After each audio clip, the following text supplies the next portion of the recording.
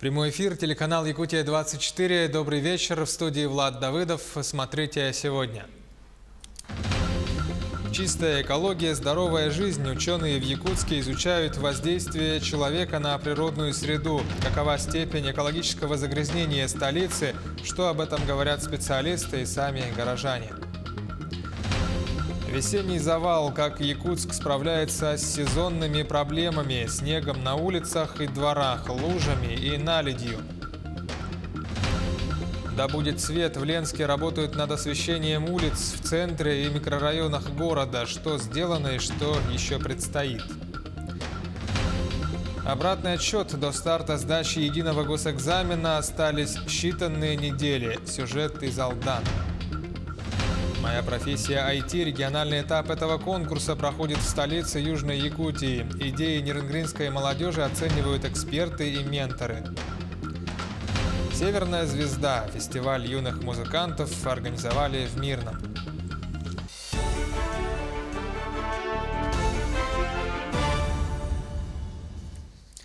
С апреля месяца понемногу снижается грузоподъемность на сезонных автодорогах, в частности до 20 тонн на ледовом зимнике через реку Алдан на федеральной дороге Колыма.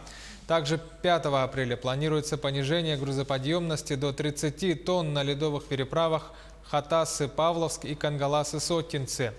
Планируемая дата закрытия движения по сезонным автомобильным дорогам от 15 до 20 апреля. Дата закрытия может измениться, исходя из погодных условий и толщины льда.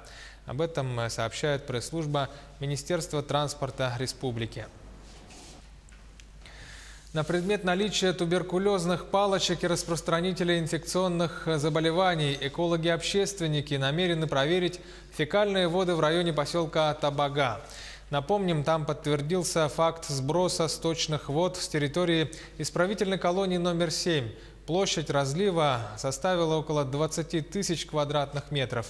В настоящее время в Табагинской колонии, по данным, отбывают срок около 400 осужденных. Общественные экологи вместе с нашей съемочной группой взяли пробы воды и льда с места разлива фекальных вод для проведения дополнительных лабораторных исследований. Нами были уже 14 марта проведены рейдовые мероприятия по данному факту и были отобраны пробы воды в данном участке разлива фекальных вод, где по результатам анализа то, что это фекальные воды, факт установлен. Там превышение по аммониям очень большое. Но в результате разлива жидких бытовых отходов с территории исправительной колонии номер 7 предварительно загрязнены 2 протоки реки Лена. Прорыв канализации многоквартирного дома в центре Якутска. Течь из-под дома по улице Ярославского полностью залила тротуар. Сами жильцы говорят, что проблема с этой течью многолетняя. В прошлом году провели капитальный ремонт, но трубы продолжают прорывать. А этой ночью у них вовсе произошел прорыв канализации. Репортаж нашего корреспондента Сусанны Рожиной. Проблема старого дома 1973 года постройки по улице Ярославского. Постоянная течь под зданием. Жильцы отмечают, что проблема не нова. Под домом протекает уже несколько лет. Постоянно. Каждый год? Ага. И там у нас тоже крышу еще не починили, не построили. В этом году, уже течет, наверное, месяц уже как пошло. Это безобразие, что течет вот так, потому что и фундамент, и все же это же приходит в негодность. Как пояснили в управляющей компании ЖКХ Губинска, проблема многолетней течи заключается в аварийной магистральной теплосети, которая пролегает под домом. Трубы аварийные, находятся они в аварийном состоянии и везде чопики забиты. Но будем стараться, что теплоэнергия в этом летнем периоде, во время подготовки к зиме, они будут менять трубы магистральные. Сейчас в оперативном режиме коммунальщики будут убирать образовавшиеся наледи и пытаться совместно с теплоснабжающей компанией решить проблему. Думаем, что убирать будем мы, но и в случае отказа от теплоэнергии мы будем в судебном порядке решить вопрос. Естественно, что аварийные теплосети недолжным образом протапливают дом. И помимо течи жильцы жалуются на холод в квартирах, несмотря на то, что пару лет назад проводился капитальный ремонт дома. Холодно стало. 3 года, 3 года как живем, очень холодно зима. Заявление писали, зашайбировали. Побольше сделали шайбу, и все. А жаловаться кому? Здесь все пожилые живут. Ну, это обкомовский. Но управляющая компания считает, что состояние дома хорошее и капитальный ремонт был проведен качественно. Состояние дома хорошее. Капитальный ремонт был. Фондом капитального ремонта в позапрошлом году на Ярославской 35 полностью откапитален отопление, канализация и частичная вода КГВС. Ситуацию на контроль взяло управление Госстрожилнадзора, и сейчас проблема с магистральной теплосетью должна быть решена в кратчайшие сроки. Конечно, мы отреагируем на данный факт, направим информационные письма в адрес Ростехнадзора, поскольку данная организация должна контролировать действия теплоснабжающей организации по содержанию магистральных сетей теплоснабжения. Управляющие компании должны всегда вовремя реагировать на подобные проблемы, а не растягивать их решение на несколько лет. В свою очередь, жильцы могут заменить управляющую компанию на другую. Также некачественные услуги и несвоевременное устранение нарушений влечет за собой отзыв лицензии на обслуживание жилфонда. Сусанна Рожина, Семен Семенов, Георгий Григорьев, Якутск. Ну а как Якутск в целом справляется с сезонными проблемами, снегом на улицах и дворах, с лужами, с наледью? По данным с начала года на полигон с улиц столицы вывезли более 230 тысяч кубов снега. Проезжие части практически все очищены, но это то, что касается автомобильных дорог. А в каком состоянии сегодня находятся пешеходные зоны, в частности тротуары и дворы, узнала наш корреспондент Саргалана Захарова. Между нами тает лед, фраза из песни, прочно засевшая в умах людей, как гимн весенней оттайки. Тает с потеплением не только лед, но и снег, скопившийся за зиму. Если с проезжих частей его уже почти весь вывезли, то с пешеходными зонами дела обстоят не столь радужно. Где-то на каких улицах нормально, а на каких-то ненормально. Состояние тротуаров, конечно, оставляет желать лучшего, так как скользко, конечно, да. У нас для пожилых, конечно, и дуже смотри под ногами, как бы не упасть. Причина – большое количество снега, который остался лежать на тротуарах. Его, как сказали в службе эксплуатации городского хозяйства, этой зимой не счищали намеренно. Мы знаем, что у нас, поверхность плитки, она, скользкая и не соответствует нашим зимним требованиям. Да. Много случаев было, когда в зимний период, расчищались у нас, тротуары, да, и были случаи травм, поэтому все-таки было принято решение, держать их, не в запущенном состоянии, а держать, в таком состоянии, чтобы скользко не было. Эксперимент экспериментом, но на сегодня тротуары как тропа испытаний, особенно для старшего поколения и мамочек с колясками. На смену проблеме скользких плиток в Якутске пришла другая – ледяных тротуаров. А во дворовых территориях горожан ожидают другие испытания – огромные лужи. Вообще нет, сейчас весной все это будет, здесь вся эта вода стоять. По темноте можно залезть в лужи, очень хорошо набрать воды. С детьми вообще опасно выходить. Если днем эти лужи еще можно хоть как-то обойти, то вечером, когда на улице холодает, все это превращается в лед. И от скользкого катка, который тебя окружает повсюду, уже никуда не убежать.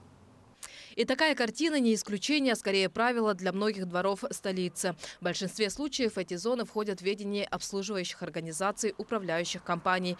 Но то ли люди не обращаются, то ли предприятия игнорируют свои обязанности. И здесь, как говорится, ждут, пока петух не клюнет. Тем временем только за первые месяцы года от гололеда пострадали в Якутии уже больше 2000 человек. Из них на Якутск приходится 450. Саргалана Захарова. Ученые в Якутске изучают воздействие человека на природную среду. В эти дни специалисты отобрали пробы снега в столице и пригородах. Какова степень загрязнения Якутска, кто в этом виноват и чем это чревато в будущем, выяснял Дмитрий Тымыров. Население города Якутска растет с каждым годом. Сейчас на территории столицы проживают более 300 тысяч человек. Территория расширяется, строятся новые жилые кварталы, дачные поселки и производственные объекты. Ученые Якутии отмечают, что антропогенное воздействие за счет растущего города на окружающую среду с каждым годом становится интенсивнее. Негативное воздействие антропогенного влияния сказывается не только на почве, на воде, на растительности, да, но также и в дальнейшем это влияет на состояние животных, на состояние здоровья человека. Для того, чтобы оценить степень загрязнения воздуха в столице, ученые отобрали пробы снега в городе и пригородах. Снежный покров, накапливая вещества, поступающие с атмосферными осадками, является лучшим индикатором атмосферного воздуха. Сегодня мы приехали отбирать пробы снега с территории Зеленого луга. В этом году проходит 3-й этап. Предыдущие 2 этапа уже закончились. Весенний этап вот у нас сейчас проходит отбор, уже закончен отбор снега. Всего отобрано 43 пробы снега. Исследования охватывают территорию всей долины Туймада от Табагинского мыса до Кангаласского мыса. Точно такие же пробы были изъяты с территории города Якутска, с площади Ленина и городского парка отдыха. По итогам исследований ученые определят основные источники и ореол загрязнения, а также проверят наличие аномалий. Ну а тем временем жители и гости столицы считают, что город Якутск не такой уж и чистый. Это кто виноват? Люди виноваты или кто? Ну, отчасти, конечно, тоже сами жители города Якутска. Сколько они вот, хотя и сейчас сделали, конечно, вот эти урны все вот, а все равно же есть, все бросают, кидают, бескультурие. Я думаю, что и люди, и правительство все виноваты в этом. То, что недостаточно хорошо уделяем внимание своему городу. Город Якутск для меня грязный, в этом виноваты сами люди. Видите, все мокрое сейчас вот. Надо вот снег все убрать. Куда уберем, не знаем. Все это очень пагубно влияет не только на экологию, но и по цепочке потом доходит и до самого человека. Ученые отмечают, что уровень предельно допустимой концентрации по микроэлементам в воде, в почве на сегодня превышает норму. Но в отличие от других субъектов страны, конечно, значительно ниже. Но это не говорит о том, что не надо беречь природу и окружающую среду. Наоборот, каждый житель столицы должен быть заинтересован в чистоте окружающей среды. Дмитрий Тымыров, Георгий Григорьев, Якутск. Сейчас короткая пауза, буквально 1 минута. Оставайтесь с нами, смотрите во второй части программы «Итоги дня». Да будет свет. В Ленске работают над освещением улиц в центре и микрорайонах города. Что сделано и что предстоит.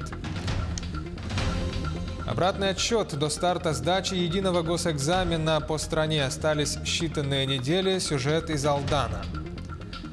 Моя профессия – IT. Региональный этап этого конкурса проходит в столице Южной Якутии. Идеи нерынгринцев оценивают эксперты и менторы. «Северная звезда» – фестиваль юных музыкантов прошел в Мирном. Якутия-24 в прямом эфире. Программа «Итоги дня». В студии Влад Давыдов. Продолжаем выпуск. Вторые зимние международные игры «Дети Азии» могут пройти одновременно в 2 странах – России и Японии. Об этом сообщил министр спорта страны Павел Колобков. Первые зимние игры, напомним, состоялись в феврале на Сахалине. Участниками этих масштабных соревнований стали 1196 спортсменов из 20 стран мира. Министр Колобков сказал, что игры «Дети Азии» на Сахалине прошли успешно. Мы обсудили возможность проведения следующих игр, возможно, совместно с японской стороной, поскольку такие предложения тоже были. Мы поддержали эту инициативу и считаем, что это интересная история, сказал глава Минспорта России на брифинге в Москве. На Сахалине мы провели игры «Дети Азии». Действительно, игры были очень успешные. Это были первые зимние игры. Сейчас мы обсудили возможность проведения следующих игр, может быть, и совместно и с японской стороной, потому что такие предложения тоже были. Валерий Юрьевич предложил обсудить этот вопрос с японцами. В принципе, мы поддержали, считаем, что это интересная история, то есть игры выходят на такой международный уровень. Госдума во втором чтении приняла законопроект по льготах по земельному налогу и налогу на имущество для многодетных семей. В документе идет речь о дополнительном освобождении от налога на имущество по 5 квадратных метров в квартире и по 7 квадратных метров в доме на каждого растущего в многодетной семье ребенка. Таким образом, если сейчас налогом не облагаются 20 метров площади квартиры, то в семье с 3 детьми налоговая льгота коснется еще плюс 15 метров. Кроме того, действующее сейчас для жилой недвижимости ограничение на рост налога, исчисляемого по кадастровой стоимости, распространяется и на земельный налог. Граждане, имеющие более 3 детей, также получат право на вычет 6 соток по земельному налогу. В Ленске работают над освещением улиц в центре и микрорайонах города. Что сделано и что предстоит, узнала Анна Кожевникова. Дорога в аэропорт засияет в прямом смысле этого слова. Здесь старые лампы меняют на новые экономичные светодиодные. Что станет праздником для жителей микрорайона Чанчик? Он расположен вдоль этой дороги. Теперь добираться до дома в позднее время суток не страшно. У нас не было освещения полностью. Было темно от остановки идти до дома. То есть свет был только от первого и до второго проезда. Но то, что сейчас сделают, это, конечно, уже намного лучше. Подрядная организация общества с ограниченной ответственностью «Авангард» вот уже несколько дней работает на объекте. На этой линии заменят 15 светильников. Мы меняем провод, новый тянем, и меняем новые светильники светодиодные. Старые снимаем, газоконденсатные меняем на новые светодиодные. Следующий объект – улица Набережная. Буквально на днях пройдет аукцион. Заявок много. Сотрудники городской администрации надеются, что благодаря уторговке они смогут сэкономить и перераспределить денежные средства на освещение незапланированных улиц, как это вышло в прошлом году. Также планируют заменить светильники на линиях электропередач в микрорайоне Светлый. И еще есть 1 миллион рублей, но улица не утверждена. Это будет либо улица Объездная от улицы Нюйской до заправки, вроде как такая проходная улица, либо это будет улица Якутская к строящемуся микрорайону Рабочий, который у нас сейчас расстраивается. Улица, в принципе, Якутская тоже оживленная, и, возможно, мы туда тоже зайдем. Благодаря появлению новых светодиодных светильников городская администрация экономит не только на электроэнергии, но и на ремонте. Тому пример улица Первомайская, где реконструировали линии электропередач 2 года назад, и более туда не возвращались электрики. Анна Кожевникова, Виталий Андреев, Ленск. До старта единого государственного экзамена осталось совсем немного времени. Например, в Алдане выпускники в качестве дополнительных предметов для сдачи экзамена выбирают обществознание, биологию и физику. Чем обоснован именно такой выбор и какие новые правила появились в сдаче ЕГЭ в этом году, выясняла Татьяна Вахнина. Считанные недели остались до главных испытаний школьных лет чудесных, выпускных экзаменов. В 2019-м в Алданском районе ЕГЭ будут сдавать почти 300 человек, из которых порядка 20 – выпускники прошлых лет. С предметами для сдачи экзаменуемые определились давно, и теперь все силы нацеливают на подготовку. Самые популярные предметы – это русский язык, но в связи с тем, что для получения аттестата необходимо сдать русский язык и одну из математик – профильную или базовую. 158 базовую сдают математику и 123 профильную математику. А самый популярный предмет выбрали выпускники – это обществознание, 117 человек. Далее по популярности, скажу, сдают физику 58 человек и биологию 50. Знания по русскому языку и математике продемонстрируют практически все выпускники. К слову, у выпускников царица точных наук в этом году вызвала немало сомнений. Согласно нововведениям 2019-го, выбрать для сдачи можно либо профильный, либо базовый уровень. Математика базовый уровень предполагается для поступления в средние профессиональные образовательные учреждения, а математика профиль для поступления по высшим программам. В этом году в Алданском районе вместо 6 пунктов приема экзаменов будут 5. Городская вечерняя школа пунктом приема экзаменов более не является. Сокращение числа пунктов связано с их реорганизацией и укрупнением. Всего 5 пунктов. В прошлом году было 6 пунктов, еще была вечерняя школа. В этом году все выпускники вечерней школы сдают в первой школе. На 3 пунктах в городах Алдан и Тамота, также в поселке Нижний Куранах, ребята будут сдавать экзамены в режиме онлайн. В отдаленных населенных пунктах в селе Кутанай в поселке Угаян испытания пройдут в режиме офлайн. Татьяна Вахнина, Сергей Шипачев, Александр Лукин, Алданский район. Региональный этап конкурса «Моя профессия IT» проходит в столице Южной Якутии. Интерактивные идеи нерюнгринской молодежи оценивает делегация из Якутска. Это эксперты, менторы и организаторы конкурса. Подробнее наш корреспондент Александра Цыбикова. 30 участников из образовательных учреждений района. В команде по 3 человека, где у каждого свой профиль. Дизайнер, менеджер и программист создают рабочий проект, который уже завтра будут защищать перед делегацией. На выбор 2 темы – цифровое образование и умный город. Наиболее талантливая команда получит возможность принять участие в соревновании по программированию «Хакатон», который пройдет в городе Якутске. Стоит отметить, что IT-хакатон – республиканский продукт и аналогов не имеет. Цель, конечно, заинтересовать подрастающее поколение школьников, студентов, заняться своими идеями, воплощать свои идеи в IT-сфере. И мы надеемся, что вот на таких вот хакатонах, региональных, республиканских, как раз таки появятся свои самородки, будущие компании, которые, объединившись, смогут создавать IT-продукты и, соответственно, развивать инновационную сферу нашей республики. 17-летняя участница Анна Лоч не так давно стала увлекаться информационными технологиями. Объектом ее интереса стал IT-хакатон. Оценить свои силы Анна решила на профессиональном уровне, к заданию отнеслась ответственно. За 2 дня мы должны создать какой-то IT-продукт, то есть сайт, приложение для телефона, либо для компьютера. Я думаю, что такие конкурсы нужны, потому что чаще всего школьники не могут определиться со своим будущим. Такие конкурсы помогают вообще понять, в какой сфере ты можешь себя показать. Главная цель достигнута. На примере конкурсантов можно сделать вывод, что IT-профессии заняли свою нишу среди востребованных профессий молодого поколения. Александра Цыбикова, Захар Головин, Нерюнгри. С 5 по 7 апреля в Нерюнгри состоится республиканский чемпионат по хоккею среди мужчин. Участие примут сборные команды из Мегино-Кангаласова и Хангаласского улусов. Также будут представлены сборные городов Мирный, Якутска и Нерюнгри.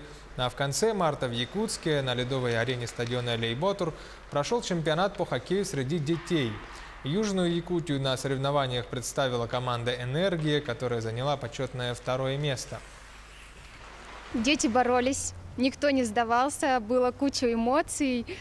Очень рады, что такие результаты на сегодняшнее время, у нас шли долго к этому.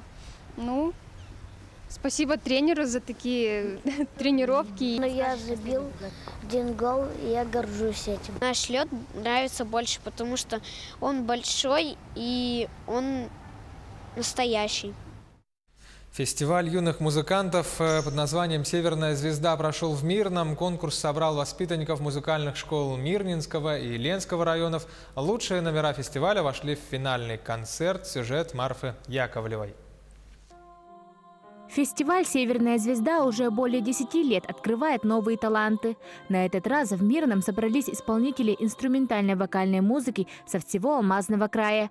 Воспитанники из 7 детских школ искусств Мирнинского и Ленского районов. Для юных музыкантов здесь все по-взрослому. Волнение, репетиции, оценка жюри. Как-то мне было не по себе, но я всегда знаю, что я выиграю. Я всегда в себя верю.